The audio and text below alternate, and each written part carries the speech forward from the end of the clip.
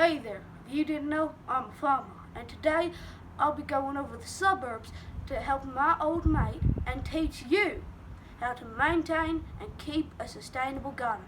Okay, we're off. Now that we're here, let's go meet my old mate.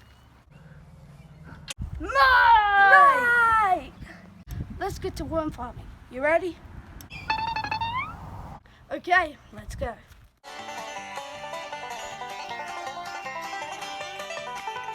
Worm farms are very important because not only do they eat the organic waste we produce, but they also produce a type of fertilizer called castings. Castings are worm manure, and as little as a teaspoon, they have enough organic plant nutrients to feed a plant for more than 2 months. Now, the best place to have a worm farm is somewhere with an overhang, like a large tree or on a porch. If you have a worm farm with a lid, that'd be good too. A lid keeps out large vermin and keeps most rain out. And remember, your worms need to breathe too, so make sure your worm farm has a few holes for air. When you have a worm farm, you've got to remember what you can and can't feed your worms. What they like to eat usually consists of fruit or vegetable scraps, bread, pasta, coffee grounds, tea bags, paper, cardboard, eggshells, and dead plant matter. What you also need to know. Hello. You're a worm? Yeah, that's right. Are you from a worm farm? Oh, me? Nah, I'm just a worm. Oh, well, can you help me with something? Yeah. In worm farms, I can only see a few worms. Are there more? Well, you ain't looking right. It's full of... It's just you ain't seeing them. Okay. But that's right, we suggest purchasing a minimum of 1,000 worms for the best start. Come inside and meet the missus. Nah, thanks, mate. I got mulching to do.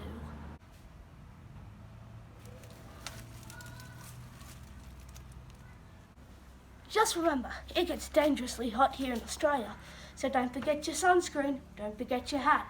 Let's slip, slop, slap.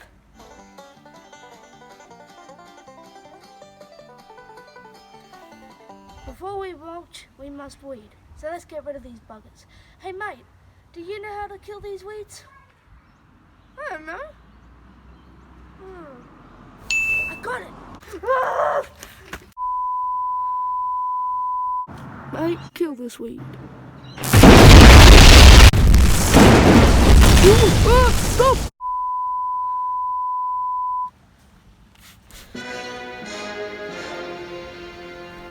No! Mate, just take this. Just remember, herbicides are very toxic, and instead of using weed killers, just pull them out. Remember, weeding before mulching is crucial because mulch can't kill weeds that are already growing. Even if you cover the weeds with mulch, it still won't smother them out. Since we finished weeding, let's get mulching.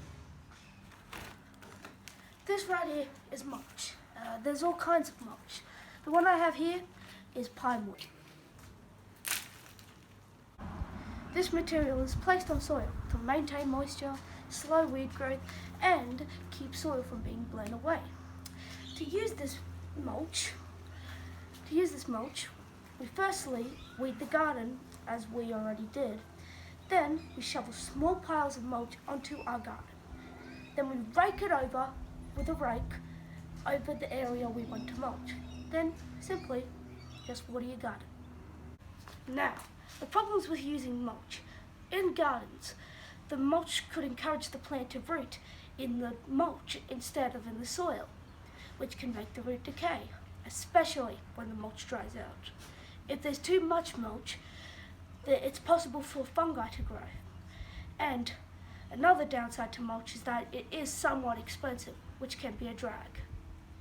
After all this work, I'm getting kind of hungry. I'm gonna get something to eat.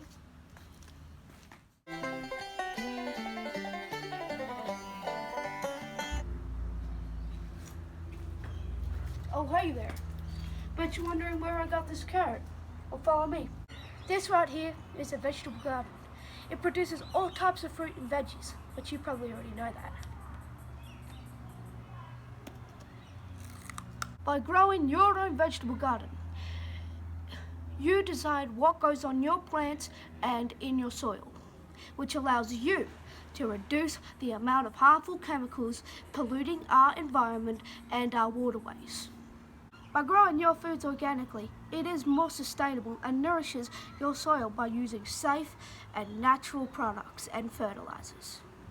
Before growing your own vegetable garden, you want to choose the right spot that has a lot of sunlight and is close to a hose. If you have a watering can, then that's not much of a problem. Now, you want to select your veggies. Once you found out what you want to grow, prepare your soil by mixing compost and natural fertilizers in your garden to condition the soil for your plants. Next, get your hands dirty. Make sure your seeds are in the right position and just far enough from each other. Remember, farming is a good source of exercise. So is jumping. After you finish that, simply just water your garden. It's easy. Even my mate's baby sister can do it.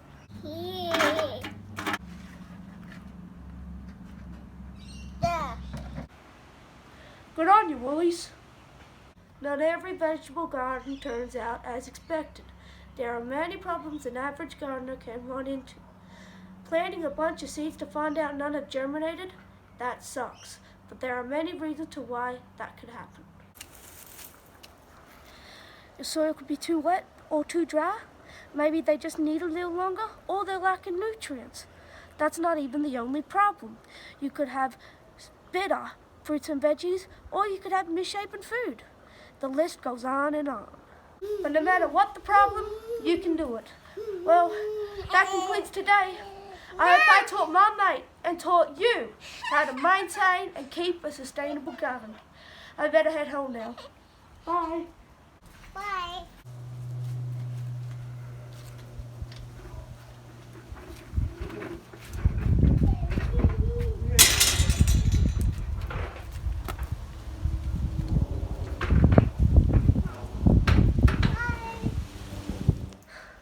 See you, Farmer. Doing a great job there.